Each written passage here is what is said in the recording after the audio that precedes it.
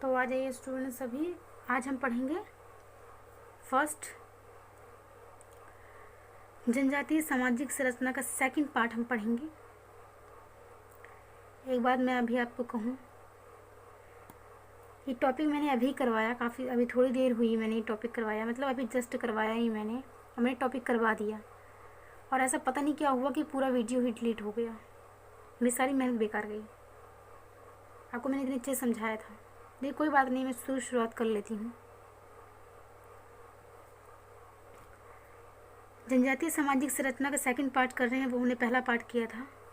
इसमें मैं बता दूं आपको कि हम क्या पढ़ेंगे। इसमें सामाजिक संरचना के आंतरिक लक्षण के बारे में जानेंगे। इसमें क्या जानेंगे हम, परिवार की हर चीज़ के बारे में जानेंगे। आपके परिवार में आपका खान पीन, आपके परिवार, आपके रिश्तेदार, उन सब के बारे में जानेंगे। इसमें बहुत दुख हुआ मुझे कि मेरी मेहनत जो मैंने अभी की वो दोबारा वेस्ट हो गई मेरी मेहनत। मैंने आपको बहुत अच्छे समझाने का प्रयास किया था उसमें, लेकिन चलो कोई बात नहीं, होता रहता है लाइफ में। और वैसे भी मेरे लाइफ में कुछ ज़्यादा होता है।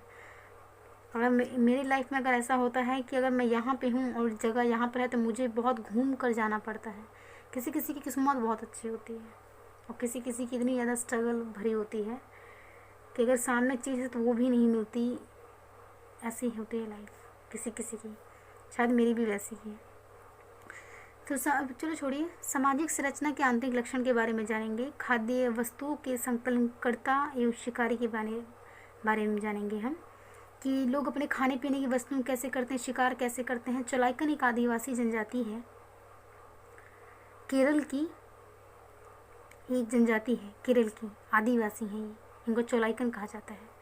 इनके घर के बारे में जानेंगे, इनके समूह के बारे में जानेंगे, विवाह कहाँ पे, इनके परिवार, इनका विवाह के बारे में जानेंगे, इनकी साझेदारी के बारे में जानेंगे, सत्ता, राजनीति और अनुष्ठानिक के बारे में जानेंगे और हाल ही में हुए परिवर्तन के बारे में जानेंगे। इतने टॉपिक तो हम आज करने की कोशिश करेंगे, ठीक है। और इतना हम नेक्स्ट दूसरे दिन करेंगे। इस तरह करके सारा चीज़ हम ख़त्म कर देंगे। माता वंश तो आप देख लीजिए कितने पार्ट में बन सकता है। वैसे तो मेरी पूरी कोशिश रहेगी कि हाँ एक वीडियो में मैं इतना कंप्लीट कर दूं। उसमें पर दूसरे में हम पढ़ेंगे माता वंश परंपरा मानने वाले स्थानांतरित कृषि खासी जनजातियों के बारे में जानेंगे, माता वंश के बारे में जानेंगे। तीसरे में बता दूं मैं तो बहुप्रतीत विवाह एवं पशुपालक के बारे में जानेंगे, टोंडा जनजातियों के बारे में जानेंगे। इनमें भी सेम यही है कि संक्षिप्त इतिहास, आवास, अन्य जन समुदायों के संबंध के बारे में जानेंगे, समूह के बारे में जानेंगे, परिवार विवाह के बारे में जानेंगे कि कहाँ पर परिवार या विवाह कहाँ पर स्थापित होता है। इनकी राजनीति के बारे में जानेंगे, अनुष्ठानिक रीति रिवाज क्या होते हैं, इनके हाल ही में हुए परिवर्तन के बारे में जानेंगे कि पहले ये ऐसे थे, परिवर्तन हो चुका है तो वैसा हो चुका है, तो इसमें ये जानेंगे। स्थायी कृषि के बारे में जानेंगे, स्थायी रूप से कृषि कार्य करने वाले मल्लू कुरुम्बा के बारे में जानेंगे, इनके भी इतिहास, आवास के बारे में जानेंगे, समूह के बारे में जानेंगे, परिवार, नातेदारी, विवाह के बारे में जानेंगे। मतलब अगर बात की जाए तो सबकी एक ही चीज़ हमें जानना होगा। तो हम शुरुआत करते हैं। आवास, समूहकरण, परिवार, विवाह, साझेदारी, राजनीतिक, अनुष्ठानिक, हाल में हुए परिवर्तन, खाद्य वस्तुओं के संकलनकर्ता और शिकारी।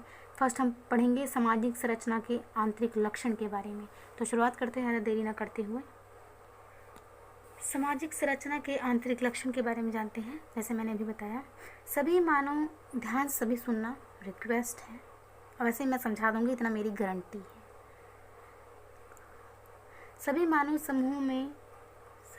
समूह में जितने भी समूह होते हैं, सभी मानव समूह में अपने आप को दूसरे से अलग करने की प्रवृत्ति पाई जाती है।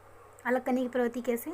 जैसे किसी के रीति रिवाज अलग हैं, किसी के रीति रिवाज अलग हैं, किसी का धर्म अलग है, किसी के दूसरे धर्म अलग है, किसी का पहनावा अलग है, किसी के खान पान अलग है। इसी चीज़ को कहा गया है कि सभी मानव समूह में अपने आप को एक दूसरे से अलग करने की जो प्रवृत्ति है वो पाई जाती है।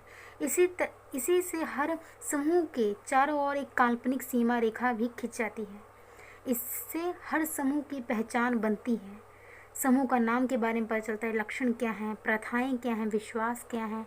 हर समूह की पहचान के महत्वपूर्ण कारक होते हैं कि हाँ, समूह को उस पहचान से जान लिया जाता है कि हाँ, ये अगर कोई गुजराती है या कोई राजस्थानी है, अगर उनका पहनावा है तो हम समझ जाएंगे कि अगर हमें पता है तो हम समझ जाएंगे कि हाँ, वो राजस्थानी है क्योंकि उन्होंने पहनावा ऐसा पहना है राजस्थानी का। अगर कोई गुजराती है तो उनकी गुजराती के जो कपड़े हैं उससे पता कर लेंगे। तो इस तरह हर चीज़ के जिसे हम पहचाना जा सकता है। इन इकाइयों के योग से हर समूह की अपनी अलग अस्मिता व पहचान बन जाती है। विकसित होने की प्रक्रिया में हर समूह में पाए जाने वाले लोगों की परिस्थितियाँ, भूमिकाएं, अधिकार और कर्तव्य निर्धारित हो जाते हैं। सबके अलग अलग स्टेटस होता है, सबकी अलग अलग भूमिकाएं होती हैं, सबके अधिकार अलग होते हैं, कर्तव्य सब निर्धारित होता है। सभी मानव समाज में परिवार एक मूलभूत इकाई है। सभी में अगर आप ज़्यादातर देखेंगे परिवार ही होते हैं, चाहे राजस्थान, चाहे यूपी, चाहे बिहार, चाहे कोई भी हो, सबकी एक परिवार मूलभूत इकाई होती है परिवार। भले ही इसकी प्रकृति विभिन्न स्थानों से अलग अलग हो। दो विषम लिंगियों, मतलब अगर लड़का लड़की की बात की जाए, आपस में विवाह करना परिवार के निर्माण में सबसे महत्वपूर्ण बात होती है। परिवार के निर्माण में विवाह वह प्रस्थान बिंदु है जहाँ से उत्पादित संपत्ति, भूमि, पशु एवं संपत्ति पर अधिकार के पूर्ण वितरण की स्थिति का सामना किया जाता है। इस पर ही कहीं न कहीं विवाह के बाद ही इस पर ही अपना हक जताया जाता है या अधिकार जताया जाता है। वह व्यक्ति जिसके साथ विवाह होना संभव है एवं वह जिसके साथ विवाह निषेध है, मना है। जैसे नियमों के अनुसार ही पुनः उत्पादन की प्रक्रिया के दौरान पति और पत्नी के वैधानिक स्थिति में परिवर्तन आ जाता है। मतलब मेन चीज़ ये है किससे विवाह करना चाहिए, किससे नहीं, ये कहीं ना कहीं परिवार, मुखिया, ये सब डिसाइड करते हैं। प्राय विवाह के पश्चात पति के घर पत्नी जाती है, जहाँ पर पति उसके यौन संबंधी एवं आर्थिक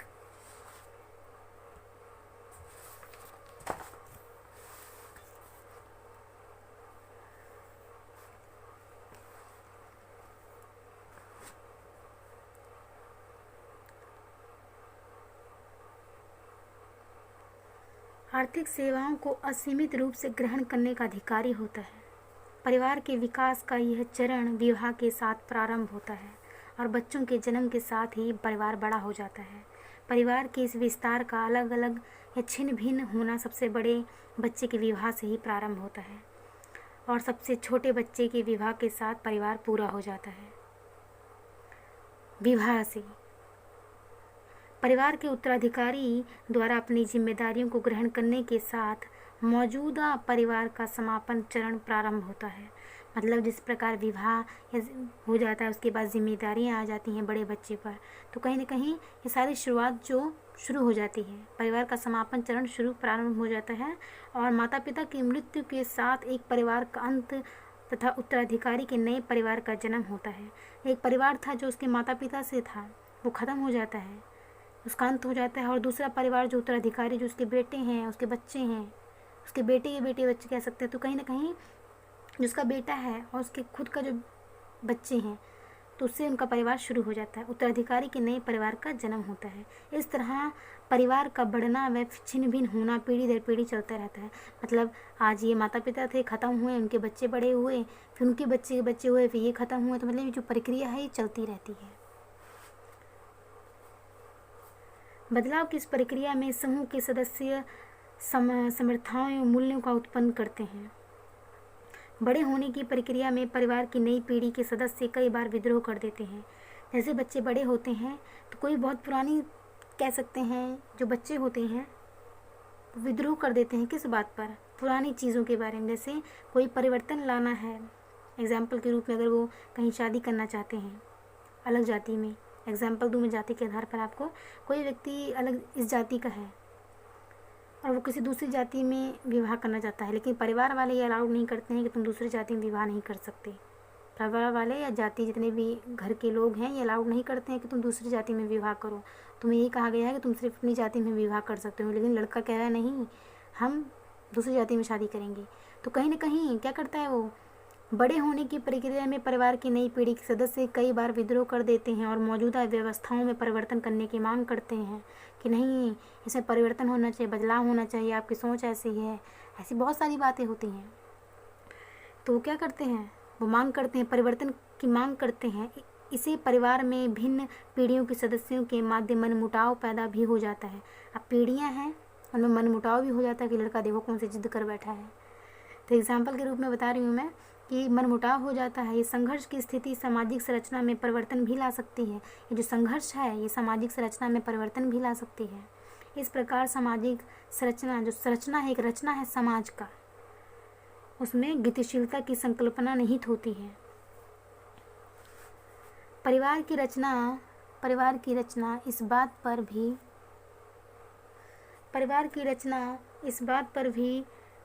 बात को भी इंगित करती है कि परिवार में किस प्रकार नातेदार को क्या परिस्थिति मिलेगी। नातेदार वो लोग होते हैं जो शादी के बाद जो रिश्ता बनता है, जैसे लड़की के पति जो हैं वो नातेदार हुए, लड़की के जो मायकी की तरफ से। तो परिवार में किस प्रकार नातेदार को क्या परिस्थिति मिलेगी ये भी इंगित करता है, परिवार ही इसको डिसाइड करता है। और किस प्रकार की भूमिकाएं प्रदान की जाएंगी, और ये भी कि औरों की उस व्यक्ति से साधारणतः क्या अपेक्षाएं होती हैं। उदाहरण के लिए कई समाजों में पिता के भाई होते हैं को जो उत्तरदायित्व सौंपे जाते हैं वह माता के भाई से अलग होते हैं। सामान्यतः अधिकांश समाजों में संरक्त मतलब खून से जुड़े जो रिश्ते होते हैं उसको संरक्त कहा जाता है। संरक्त एक विवाह जनित, जो विवाह से संबंध बनते हैं, विवाह से रिश्ते बनते हैं, उसे विवाह जनित कहा जाता है। तो सामान्यतः अधिकांश समाजों में संरक्त विवाह जनित या विवाह से उत्पन्न नातेदारों में पृथकता मान जाती है, एक अलगाव माना जाता है, एक डिफरेंस होता है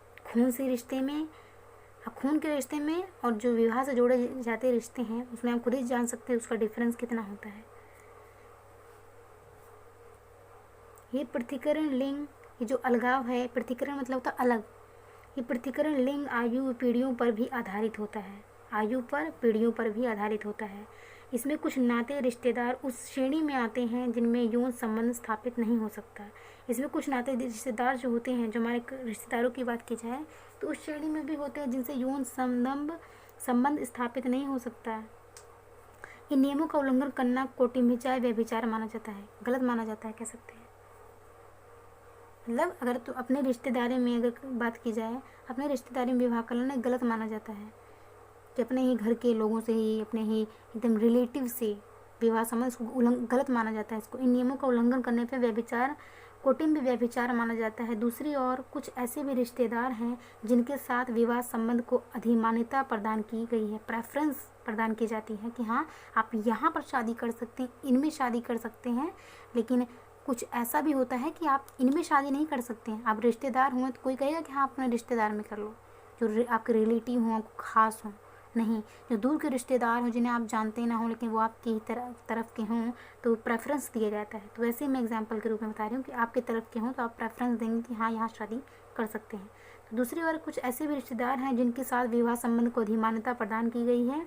कुछ ऐसे भी रिश्तेदार होते हैं जिनके साथ संबंधों एवं बातचीत तक भी निषिद्ध होती है। अब कुछ ऐसे रिश्तेदार होते हैं जहाँ पर सिर्फ बातचीत भी मना होता है कि नहीं, बातचीत भी नहीं कर सकते संबंधों के बारे में, यहाँ तक कि वे आपस में एक दूसरे को देख तक नहीं सकते हैं। ऐसे ससुर और बहू की बात की जाए तो अगर ससुर की बात की जाए, बहू एक दूसरे को देख सकते हैं अगर शादी हो, जैसे बेटी की शादी हुई, अभी मैं आपको दिखाती हूँ इसमें, यहाँ तक कि वे आपस में एक दूसरे को देख तक नहीं सकते। ये संबंध परिहार संबंध कहलाते हैं। इन संबंधों को तो परिहार संबंध कहते हैं।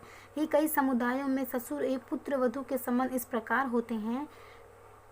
दूसरी ओर इस प्रकार होते हैं पुत्र और वधू की, जिनमें एक दूसरे को देख भी नहीं सकते। पुराने ज़माने में होता था, घूंघट प्रथा चलती थी, घूंघट करती थी जो बहुएं होती थी अपने ससुर के साथ, ससुर के सामने।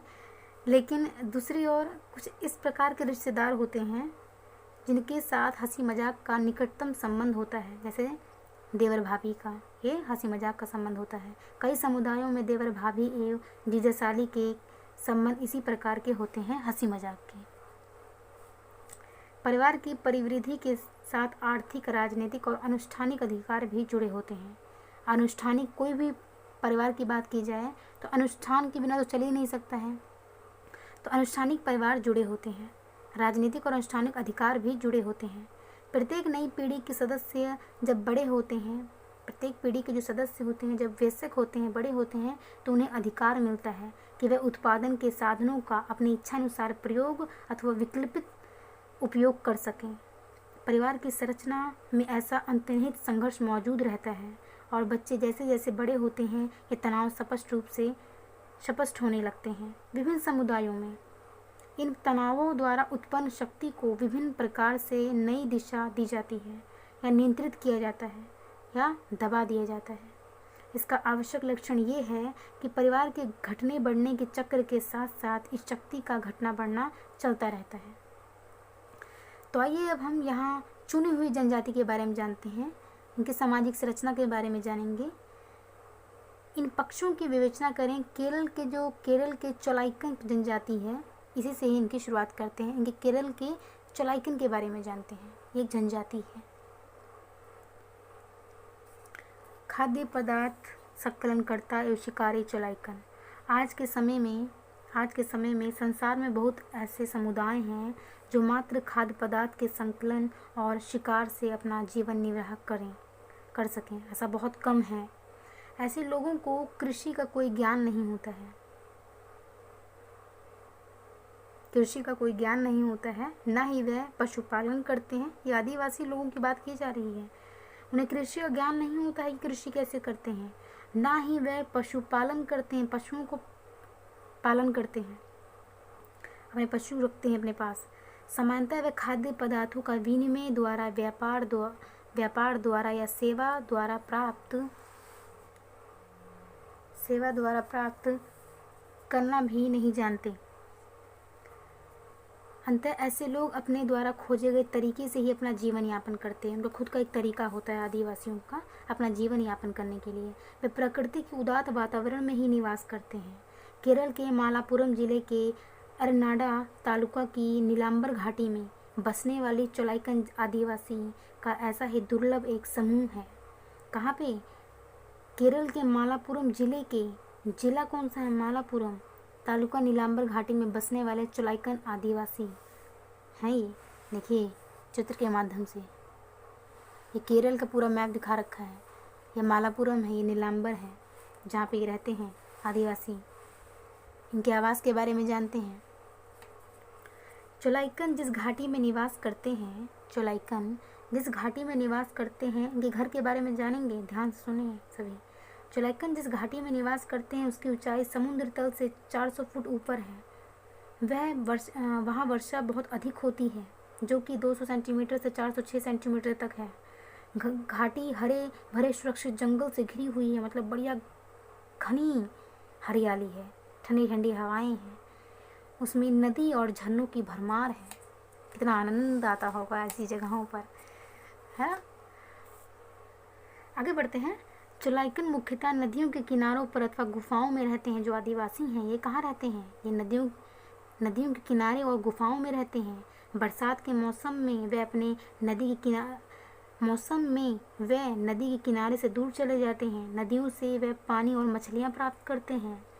नदियाँ उन्हें जंगली जानवरों से सुरक्षित रहने में मदद करती है और ये ही दूसरे चोलाइकन दलों से इन्हें अलग करने की वाली सीमा रेखाएं होती हैं कि ये सीमा रेखा इतना क्षेत्र हमारा है, इतना आपका, तो इससे ही डिसाइड होता है। आगे बढ़ते हैं। समूह के बारे में जानेंगे कि इनका समूह किस प्रकार होता है। इस घाटी में रहने वाले, अब इनके घर के बारे में आपने जान लिया कि कहाँ रहते हैं। गुफाओं में रहते हैं। कहाँ पे? नदी किनारे तक गुफाओं में रहते हैं। ठीक है। अब इनके समूह के बारे में जानते हैं। नदियों से ही पानी मछलियाँ प्राप्त करते हैं। समूह के बारे में जानते हैं। इस घाटी में रहने वाले चोलाइकन 10 दलों में विभाजित है। अगर 10 ग्रुप्स की बात की जाए, 10 दलों में विभाजित है। प्रत्येक दल की पहचान उस क्षेत्र से होती है जिसमें दल के सदस्य अपना जीवन निर्वाह के लिए विचरण करते हैं। प्रत्येक दल की जो पहचान होती है उस क्षेत्र से होती है जिस दल के सदस्य अपना जीवन निर्वाह के लिए विचरण करते हैं। विचरण मतलब घूमते हैं अपनी चीज़ों के लिए, जो ज़रूरतें होती हैं उसके लिए। चोलाइकनों का इलाका या क्षेत्र तत्सम के नाम से जाना जाता है। जो चोलाइकन का जो इलाका जिनका तत्सम है, इन्हीं को इलाका कहा जाता है। चोलाइकनों का इलाका का क्या नाम है? तो तत्सम कहेंगे। तत्सम के नाम से जाना जाता है। हर तत्सम की सीमा का निर्धारण पहाड़ों, नदियों, पेड़ों, चट्टानों इत्यादि के आधार पर होता है।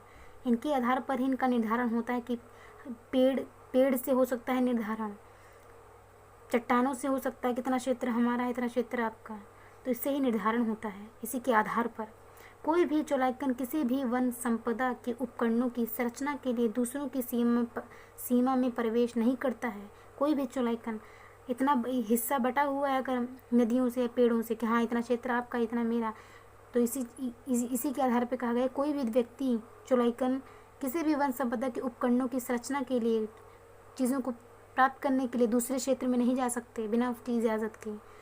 इनका ऐसा विचार है कि अनजाने में जानबूझकर इस नियम का अतिक्रमण, इस नियम को करने पर मतलब तोड़ने या इसको अपने मन से चले जाने पर उस क्षेत्र की रक्षा करने वाली आत्म अपराधी या ये तो चित दंड देगी। उस क्षेत्र की जो रक्षा करती हैं उसको अपराधी घोषित किया जाएगा, उसे दंड दिया जाएगा अगर बिना इजाज़त आप उनके क्षेत्र में जाते हैं तब। हाँ, चौलाइकन अपने पड़ोसी क्षेत्र में पारस्परिक समझौते के आधार पर या मेहमान के रूप में जा सकते हैं। चौलाइकन अगर बात की जाए तो किस तरह का जा सकते हैं? चौलाइकन अपने पड़ोसी क्षेत्र में पारस्परिक समझौते के आधार पर या मेहमान के रूप में वहाँ जा सकते हैं दूसरे क्षेत्र में, लेकिन बिना इजाज़त के नहीं जा सकते। लेकिन मेहमान के रूप में उन्हें अच्छा स्वागत किया जाएगा। जब वे मेहमान के रूप में दूसरे क्षेत्र में जाते हैं तब वे खाद्य पदार्थों का संकलन एवं शिकार कर सकते हैं, और वे जिस परिवार से मिलने जाते हैं वह भी उसे विभिन्न वस्तुएं प्रदान करते हैं। जब वे वापस आते हैं तो उन्हें उपहार के तौर पर खाद्य पदार्थ दिए जाते हैं, चीज़ें दी जाती हैं उपहार के रूप में। इस प्रकार की मुलाकात और उपहार न केवल पारस्परिक संबंध को मजबूत करते हैं अपितु किसी भी क्षेत्र में संसाधनों की कमी होने पर, कोई भी क्षेत्र में अगर संसाधनों की कमी होने पर वहाँ के लोगों को इनके सहारे जीने की अस्थायी सुविधा मिल जाती है। ठीक है, अस्थायी मतलब रेगुलर सुविधा नहीं मिलेगी आपको, लेकिन कभी ऐसी कोई प्रॉब्लम हो जाती है आपके क्षेत्र में तो क्या होगा, संसाधनों की कमी होने पर वहाँ के लोगों को सहारा मिल जाता है। अस्थायी, रेगुलर नहीं, इरेगुलर कह सकते हैं, उनको चीज़ें मिल जाती हैं, सुविधा मिल जाती है। यदि कोई व्यक्ति अपाहिज हो जाए तो उसे भी बहुत मदद मिलती है। एक तत्सम में 2 या 2 से अधिक परिवार होते हैं। एक इलाके में, तत्सम को इलाका ही कहा जाता है, तो एक तत्सम में 2 या 2 से अधिक परिवार होते हैं जो एक दूसरे से नातेदारी के संबंधों से जुड़े होते हैं। किससे? नातेदारी से। विवाह के दौरान जो संबंध बनते हैं उसी को नातेदारी कहा जाता है। तो एक दूसरे से नातेदारी संबंधों से जुड़े होते हैं। एक क्षेत्र में संकलन या शिकार का अधिकार पुत्र को पिता द्वारा विरासत में मिलता है। अगर वो शिकार करता है तो उसको जो अधिकार मिलता है वो कैसे मिलता है? पहले पिता का था, अब पुत्र को मिल जाएगा। पति के क्षेत्र में पत्नियां मुक्त रूप से घूम सकती हैं, मतलब उनका जाना अपने इलाके में घूम सकती हैं बिना उस डर के। इस तरह एक क्षेत्र की सीमा में वो लोग रहते हैं जो पिता के पक्ष से नातेदारी के संबंधों से जुड़े होते हैं। एक क्षेत्र के साधनों और गुफाओं इत्यादि का उपयोग तत्सम के सदस्य साझेदारी से करते हैं। साथ में वे अपने बहुमूल्य वाले परंतु कठोर वातावरण से उपजे भांति भांति के दबावों और तनाव से भी साझेदारी करते हैं। प्रत्येक तत्सम मतलब प्रत्येक जो इलाका होता है चौलाइकनों का, प्रत्येक तत्सम का एक मुखिया होता है जिसे तत्सकरण कहते हैं। मतलब जिस प्रकार कह सकते हैं आपके घर का मुखिया होता है, उसी प्रकार इनके इलाके का, चौलाइकन का जो इलाका होता है, इनके में भी एक, इनके क्षेत्र का भी एक क्या होता है, मुखिया होता है जिसे तत्संकरण कहते हैं। चौलाइकन दल खाद्य पदार्थों के संकलन के लिए, शिकार के लिए, मछली पकड़ने के लिए और अन्य वन्य उत्पादनों के लिए, उत्पादन के संग्रह के लिए अपने ही क्षेत्र में एक स्थान से दूसरे स्थान पर जाते रहते हैं। वे अपने आप को सुरक्षित करने के लिए, जंगली जानवरों से अपना बचाव करने के लिए, अच्छे आश्रम व गुफाएं खोजने के लिए, अपने समूह के और दूसरे समूह के सदस्यों से सामाजिक संपर्क बनाने के लिए भी घूमते रहते हैं। भोजन संकलन करने की गतिविधियां वर्ष भर चलती रहती हैं, लेकिन ये मौसम के अनुसार अलग अलग ढंग से की जाती है। तो आपको समझ में आया होगा। आज के लिए इतना ही रखते हैं। हम नेक्स्ट वीडियो में करेंगे। आज हम पूरा नहीं कर पाए, लेकिन हम नेक्स्ट वीडियो में इसको पूरा करने की कोशिश करेंगे। Thank you so much.